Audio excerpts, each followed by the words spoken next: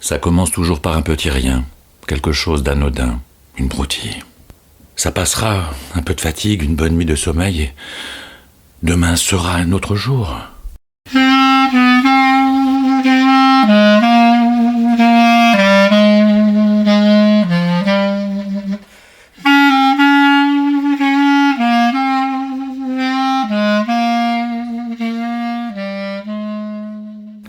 La revue Rue Saint-Ambroise et l'association Rue du Conservatoire vous proposent Vibrato de Jean-Yves Robichon. Nouvelle extraite du numéro 50 de la revue Rue Saint-Ambroise. Lecteur Yves Lambrecht. Musique Charlie Nelson.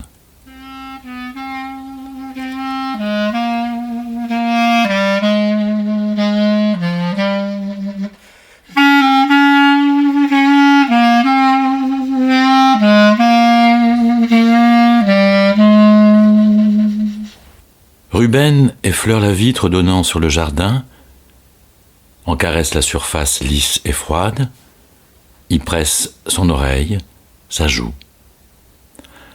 Son souffle l'embue. Près de la feuillure, il sent l'odeur d'humide, de mousse et d'humus, toute la fraîcheur qui remonte de la terre alors que déjà le jour décline.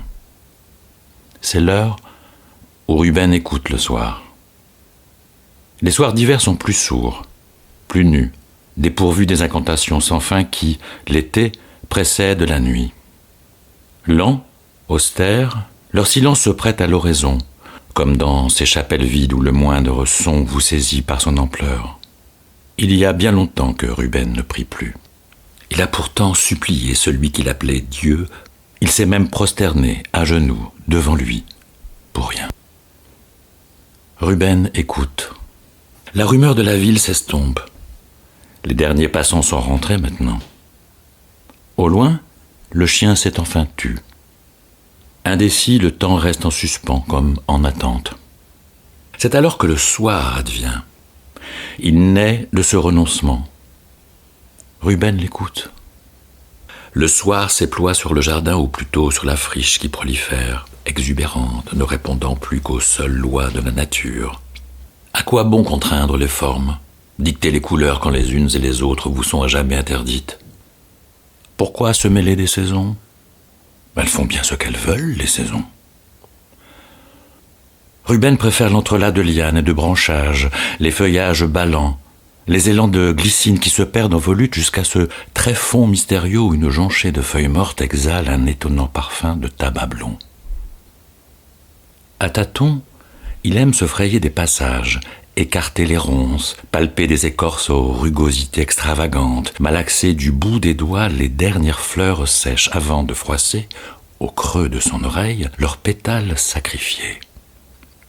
Ruben écoute le soir.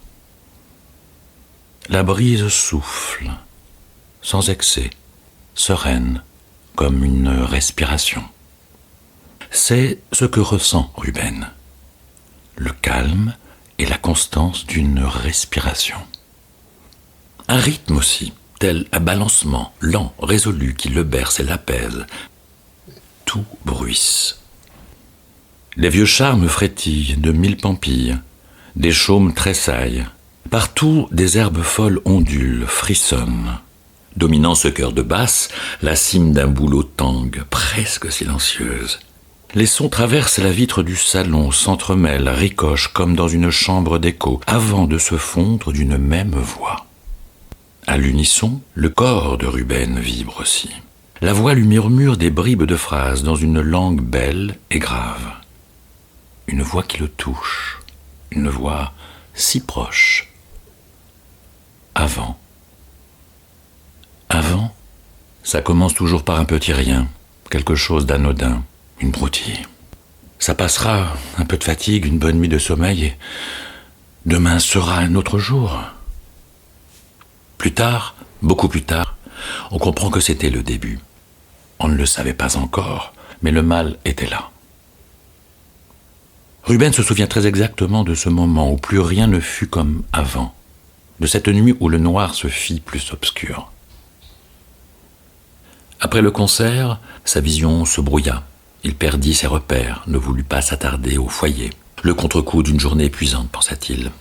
En rentrant, au pied de son hôtel, il hésita, se heurta à un mur, trébucha, rien de sérieux. Mais il n'avait pas compris ce qui lui arrivait. Laurine lui reprocha d'avoir trop bu. Il n'en était rien. Au fil des jours, tout devient plus flou, plus gris, plus incertain. Ses yeux le trahissaient. Le monde se réduisait à l'extrémité d'un sombre tunnel qui de jour en jour s'éloignait. Inexorablement, Laurine s'effaçait. De silhouette, elle se fit ombre vague, de plus en plus vague. Perdu dans ces ténèbres, il tâtonnait, vacillait. Sans aucun espoir, la médecine le condamna à une nuit imminente et sans fin. Laurine regagna Londres pour y poursuivre sa carrière. Il ne lui en voulait pas. Leur histoire s'épuisait dans un jeu de faux-semblants dont ni elle ni lui n'étaient dupes. Il n'aurait pas supporté sa pitié. Plutôt la solitude que les attitudes embarrassées, la condescendance, le bras auquel on se raccroche. Il dut renoncer à l'orchestre, aux tournées, aux applaudissements, à ses amis, à la vie sociale qui fut la sienne. Il voulait être seul. L'idée d'un presbytère s'imposa à lui sans qu'il sût pourquoi. Peut-être le souvenir de visites qu'il fit, enfant avec sa grand-mère, dans celui de son village. Il se rappelait ces pièces austères, leur acoustique feutrée, invitant au murmure, à la confidence, voire à la confession. Il imaginait leurs murs imprégnés de prières chuchotées avec dévotion, des heures durant, devant des visages de madones tout auréolés de feuilles d'or. Peut-être espérait-il, en ce lieu baigné de religion, une rédemption pour une faute qu'il aurait commise. Une sorte de grâce le délivrant de sa peine. Ne sachant comment tromper son désespoir, il voulait prier, implorer le secours d'un Dieu auquel il aurait tant aimé croire. Ses pensées s'en mêlaient, confuses, irrationnelles, mais il resta déterminé. Dès qu'il le put, il acquit une cure récemment désaffectée. La demeure assez modeste se situait au fond d'une impasse dans une petite ville du nord de la France.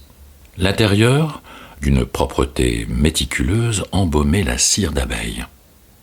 Du bout des doigts, il frôla les arabesques d'un papier peint démodé, les moulures de boiserie ancienne, la veinure d'un marbre.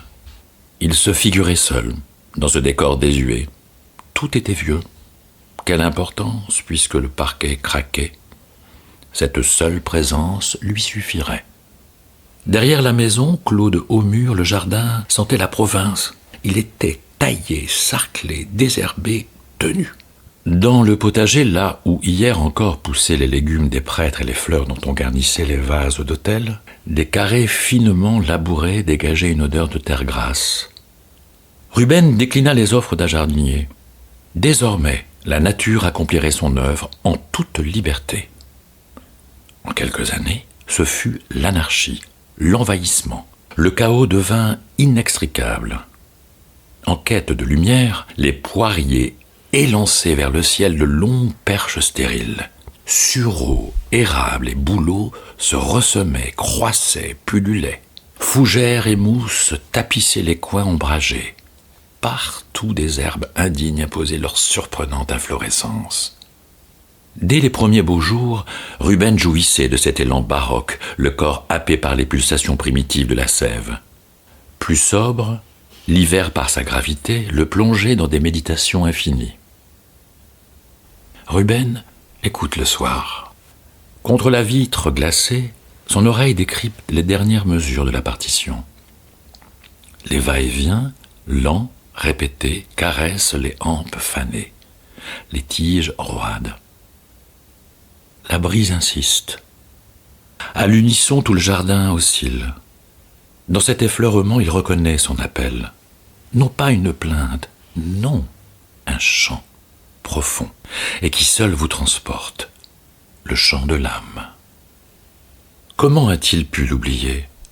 Lui qui fut son fidèle compagnon, un être si délicat qui, sans fausse pudeur, prenait appui tout contre son épaule comme le font les vrais camarades. Il se rappelle les heures de passion pour que l'un et l'autre atteignent l'excellence. Comment a-t-il pu effacer de sa mémoire leur complicité, leur intimité même ? Perdu dans ses pensées, Ruben oublie le soir. Dehors, la nuit est tombée. C'est autre chose la nuit. Des silences plus mats d'où surgissent sans prévenir des bruits effrayants. hurlements de rapaces, feulements, coups de vent. Ruben oublie le jardin. Il emprunte un long couloir pour rejoindre une chambre plus secrète. Un oratoire avait-il imaginé lors de son aménagement découvrant, scellé dans le mur, un bénitier à demi rempli d'eau. C'est là, dans ce lieu consacré, que Ruben avait remisé son vieux compagnon. Il le retrouve tel qu'il l'avait laissé, le dégage de son étui, étreint ses courbes blondes, allonge sa pique, le cale entre ses genoux. Tous deux, l'un contre l'autre, ils prennent le temps de refaire corps. Ruben lui murmure quelques mots. Alors il se sent prêt. Il tend la mèche de son archet, puis, d'un geste pudique, caresse le violoncelle. Rassuré par ce premier son, il joue quelques mesures, écoute, manipule les chevilles. Peu à peu, les notes s'ajustent. Lorsque l'accord est parfait, Ruben pince successivement les 4 cordes. 4 pizzicati qui sonnent le réveil de l'instrument. Les mains du musicien se souviennent, improvisent. Ruben joue. Dans le secret de la nuit, les cordes répondent à la poésie du mouvement. Elles la subliment de leur timbre ample et grave. Respirer, simplement, seulement, pour soi. L'archet balance, oscille, encore gourre le corps du musicien, pourtant s'éveille, s'aventure, puis s'élance. Dans la simplicité, en confiance, le dialogue renaît, sincère, profond. Ruben joue pour lui seul. La 5e suite pour violoncelle de Bach, sa préférée. Dès le prélude, l'instrument lui parle de la nuit, de la vie, de la brise qui console, de l'aura d'un soir d'hiver. Il lui parle doucement, au creux de l'oreille, comme un souffle, un murmure.